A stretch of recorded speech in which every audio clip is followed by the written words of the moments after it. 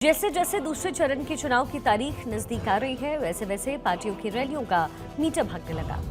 प्रधानमंत्री नरेंद्र मोदी ताबड़तोड़ रैलियां कर रहे हैं। प्रधानमंत्री मोदी ने राजस्थान के उनियारा, टोंक, सवाई माधोपुर लोकसभा में जनसभा को संबोधित किया।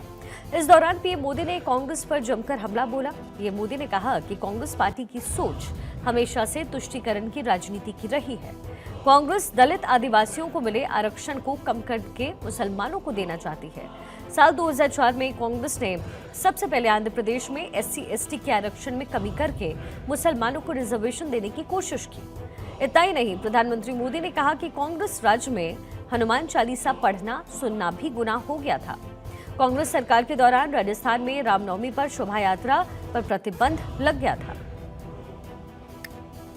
आज हनुमान जयंती पर आपसे बात करते हुए मुझे कुछ दिन पहले की एक तस्वीर भी याद आ रही है। हो सकता है आप में से बहुतों तक ये खबर नहीं पहुंची होगी। मीडिया का काम था ये बात पहुंचाए, लेकिन नहीं पहुंचाई होगी। वो तस्वीर है कांग्रेस के शासन वाले कर्नाटका की। कुछ दिन पहले वहां एक छोटा दुकानदार, उसको सिर्फ इसलिए बुरी तरह से पीटा गया, लहूलुहान कर दिया गया, क्योंकि वो अपनी दुकान में बैठे बैठे हनुमान चालीसा सुन रहा था। ये कांग्रेस की कर्नाटका की सरकार का काम देखिए। अपनी छोटी सी दुकान में एक गरीब आदमी भक्ति भाव से प्रभु हनुमान जी का स्मरण करते हुए हनुमान चालीसा सुन रहा था, उसको लहूलुहान कर दिया गया। आप कल्पना कर सकते हैं, कांग्रेस के राज में हनुमान चालीसा सुनना भी गुनाह हो जाता है। कांग्रेस के राज में अपनी आस्था का पालन करना भी मुश्किल हो जाता है।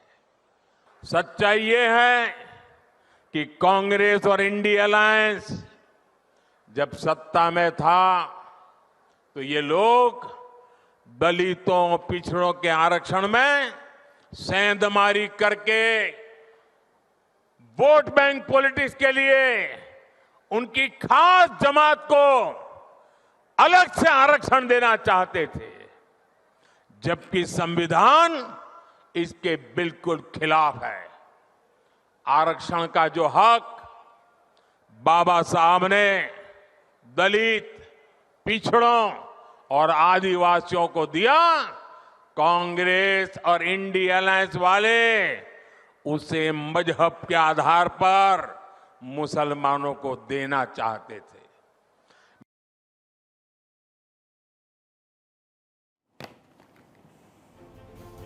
और इस दौरान सूबे के मुख्यमंत्री भजनलाल शर्मा ने भी जनसभा को संबोधित किया। भजनलाल शर्मा ने कहा कि पिछले 10 सालों में मोदी सरकार ने राजस्थान को बहुत कुछ दिया है। अजमेर, टोंक, सवाई माधोपुर रेल लाइन की घोषणा की, दिल्ली मुंबई एक्सप्रेसवे देने का काम किया। एक तरफ कोरोना था, जो प्रधानमंत्री जनता की सेवा में जुटे हुए थे, और वहीं दूसरी तरफ यहाँ की कांग्रेस सरकार उस समय मिड डे मील में घोटाला कर रही थी। लेकिन ये मेरा वादा है, मिड डे मील का घोटाला करने वालों को बख्शा नहीं जाएगा।